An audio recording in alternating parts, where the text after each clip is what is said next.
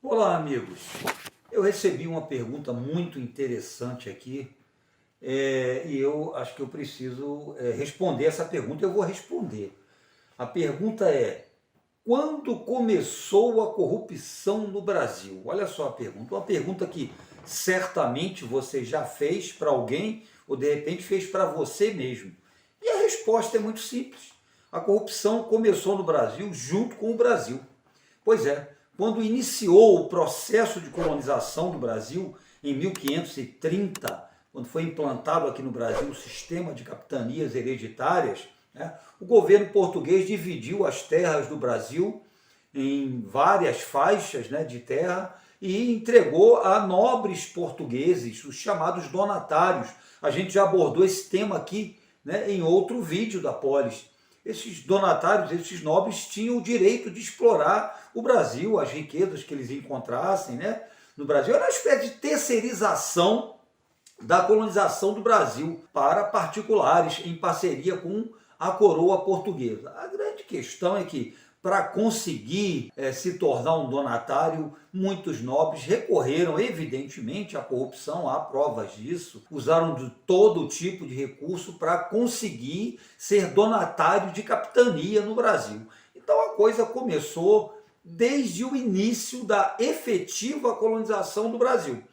Aí, durante o sistema de capitanias hereditárias, foi implantado o governo geral no Brasil para dar apoio aos donatários, porque a coisa estava degringolando, né? Muito descentralizada a colonização, e aí nós tivemos aqui no Brasil três governadores gerais, Tomé de Souza, Mendes Sá e Duarte da Costa, não é?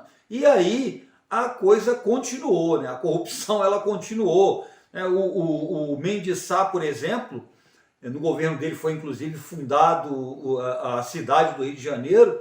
Ele governou de 1558 a 1572. Tá?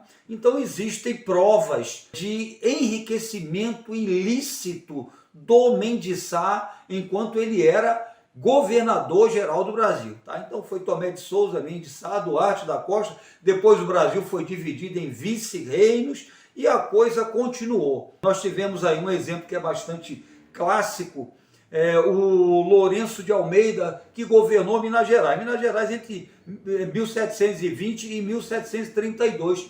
Quer dizer, exatamente no início do ciclo da mineração, lá em Minas Gerais, do ciclo do ouro e dos diamantes. Ele acumulou isso aí, está comprovado em pesquisas, foi investigado, foi acusado também, né, de enriquecimento ilícito, acumulou uma fortuna de mais de 100 contos de réis, era dinheiro pra caramba naquela época. E a coisa não para. Por exemplo, escravidão no Brasil, tráfico de escravos no Brasil, sempre foi uma realidade. Escravos eram a base da mão de obra. O tráfico envolveu muita corrupção. Tá? Por exemplo, havia uma entrada de escravos no Brasil que era feita através do Rio da Prata. Os traficantes vinham da África, entravam pelo Rio da Prata e vinham até o Rio de Janeiro. Paravam no Rio da Prata, abasteciam, vinham para o Rio de Janeiro e na hora de desembarcar, rolava, tinha que pagar, evidentemente, impostos, rolava propina. Né? Pagavam propina aos fiscais, os fiscais pressionavam e acabavam recebendo. E geralmente dizem, né, que os fiscais costumavam retirar alguns escravos, os escravos mais caros que vinham com os traficantes, como pagamento de propina. Tá? Então a coisa funcionava dessa forma. O contrabando. Contrabando no Brasil, principalmente, voltando aí ao ciclo da mineração, era o tipo de ilicitude mais comum. Era o tipo de ilicitude mais comum, principalmente, conforme eu disse, durante o ciclo do ouro e dos diamantes na região das Minas Gerais. Quem é que administrava a região do ouro? Eram os intendentes. Os intendentes eram altos funcionários do governo português, todos eles se envolveram em corrupção, tá? Foram acusados de corrupção, muitos foram demitidos. A mesma coisa acontecia no distrito diamantino, tá? Os contratadores também, que eram altos funcionários do governo português.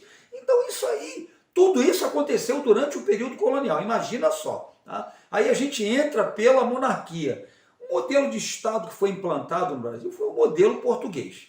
Nós herdamos, né, depois do Brasil se tornar um Estado independente, se tornar um país independente, a A gente herdou o modelo português, que era um modelo aristocrático, um modelo que sempre privilegiou as elites, né, a nobreza. Então, a corrupção ela realmente comia solta durante todo o período da monarquia. Comeu solta, não há a menor dúvida. Claro, beneficiando sempre essas elites, porque o povo ficava alijado do processo político em função de quê? Em função da própria Constituição brasileira de 1824, que era instituir o voto censitário. Era uma maneira exatamente de deixar de fora a população, né, que não tinha renda para participar do processo político, e participavam quem? Os chamados homens bons. Quem eram os homens bons? Né, que aparece na literatura, né, histórica do início da monarquia no Brasil? Era a aristocracia rural brasileira. Eram os grandes proprietários rurais.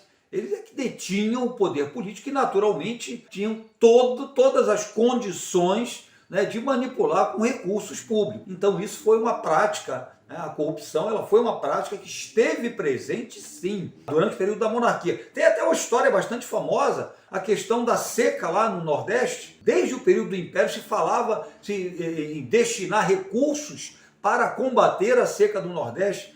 Então, esse dinheiro aí, dizem alguns historiadores, alguns pesquisadores, esse dinheiro foi desviado, né, foi usado até no último baile lá do Império, na Ilha Fiscal. Alguns jornalistas acusaram isso. Isso naquela época, dinheiro destinado a combater a seca.